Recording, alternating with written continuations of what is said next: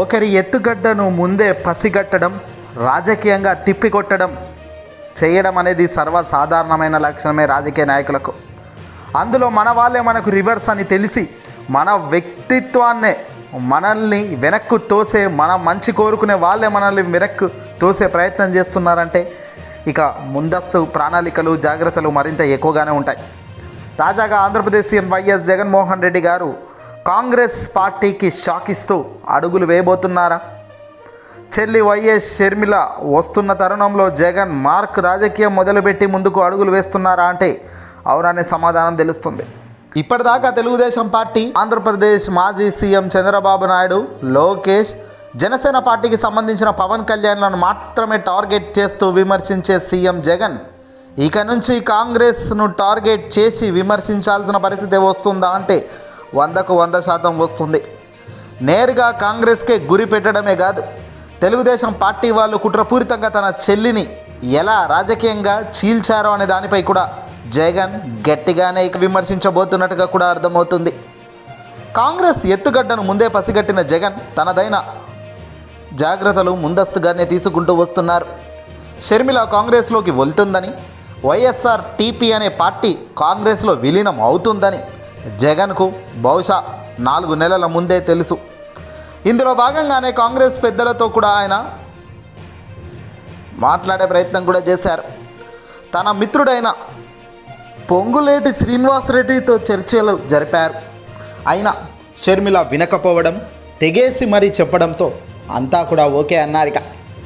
కాంగ్రెస్లో షర్మిల వెళ్ళిన జగన్పై షర్మిల డైరెక్ట్గా వార్కి దిగిన, ప్రజల ముందుకు ఎలా వెళ్ళాలి, ప్రజలకు ఏం కోరుకోవాలి ప్రజలను అనేది కూడా వైఎస్ఆర్సీపీ పార్టీ ముందు నుంచే ఒక ప్లాన్తోనే ఉంది. 2019లో అధికారంలోకి వచ్చింది ఆంధ్రప్రదేశ్ ప్రజానీకం ఇచ్చిన ఒక గట్టి భారీ మ్యాండేట్తో. 151 సీట్లు జగన్మోహన్ రెడ్డి గారిని చూసి ప్రజానీకం ఓటేసి గెలిపించి అధికారం ఇచ్చారు. దీనికి మనం న్యాయం చేశామా లేదా? ప్రజలు ఇచ్చిన ఈ అధికారాన్ని ఎంత బాగా ప్రజలకు మనం సేవ చేశామనే దాన్ని జగన్ ప్రజల్లోకి తీసుకెళ్తున్నారు. ఇటీవల విజయవాడ వేదికగా అంబేద్కర్ విగ్రహ ఆవిష్కరణ ప్రోగ్రాం చూశాం. ప్రోగ్రాం అనడానికి చాలా చిన్న పదం, అది ఒక పెద్ద భారీ చారిత్రాత్మక సభ అని చెప్పొచ్చు. విజయవాడ నడిబొడ్డున అంబేద్కర్ స్టాచ్యూ పెట్టడమే కాదు, సభలో జగన్ మాట్లాడిన ప్రతి మాట తెలుగు ప్రజలకు గుండెకు హత్తుకున్నాయి. ఎస్, శభాష్ జగన్ అంటూ ప్రశంసలు కూడా కురిపిస్తున్నారు 2 తెలుగు రాష్ట్రాల ప్రజలు. ప్రతి మాటలో ఒక విశ్వసనీయత కనిపిస్తుంది, ప్రతి మాటలో తాను చేసిన కష్టం కనబడుతుంది. ఇవన్నీ కూడా ప్రజల ముందు పెట్టడంలో జగన్ ఎప్పుడూ కూడా ముందు వరుసలోనే ఉంటున్నాడు, సక్సెస్లోనే ఉంటున్నాడు. ఇక రాబోయే కాలంలో ప్రజల మధ్యకు జగన్ రాబోతున్నాడు. ఈ నెల 25 నుంచి జగన్ ఏకంగా నేరుగా ప్రజల మధ్యకి వచ్చి సభల్లో పాల్గొంటారు. ఓ రకంగా జగన్మోహన్ రెడ్డి గారి స్పీచ్లు ఇప్పుడు వేరే లెవెల్ కూడా ఉంటాయనే టాక్ వినబడుతుంది. మెయిన్గా జగన్ టీడీపీ, జనసేనతో పాటు కాంగ్రెస్కు కూడా గురిపెట్టి విమర్శించే ఛాన్స్ కనబడుతుంది. కాంగ్రెస్ పార్టీ గడిచిన 10 ఏళ్లలో చేసిన మంచేంటి, అసలు ఏం ముఖం పెట్టుకొని ఏపీకి వస్తున్నారు అని జగన్ గట్టిగా నిలదీస్తారు ఇక ప్రజల ముందే. ఒకప్పుడు వైఎస్ రాజశేఖర రెడ్డి గారు ఎంత సేవ చేసిన ఆ వ్యక్తినే తీసి పక్కన పెట్టి చివరికి ఛార్జ్ షీట్లో కూడా తన పేరు వేయించారు కాంగ్రెస్ పెద్దలు. వాళ్ళ హయాంలో వాళ్ళ చేతులు ఉన్నాయా, పేరులో లేవా అన్నది కాదు, కానీ వాళ్ళు పక్కన ఉన్నప్పుడే ఇవన్నీ జరిగినప్పుడు కూడా వాళ్ళ నుంచి సరైన స్పందన రాకపోవడం కూడా దారుణమే. ఇవన్నీ కూడా చెల్లి షర్మిలకు తెలిసినవే. చంద్రబాబు, తెలుగుదేశం పార్టీ కుట్రలో భాగంగా షర్మిల భర్త అయిన బ్రదర్ అనిల్ను మాయమాటలు చెప్పి అల్టిమేట్గా ఆయన్ను లాగుకున్నారు. గతంలో Chandrababu Naidu, Telugu Desam party yellow media ఏ షర్మిల భర్తనైతే విమర్శించారో, ఐరన్ గన్నులకు బ్రదర్ అనిల్ దోచుకుంటున్నారని ప్రచారం చేశారు.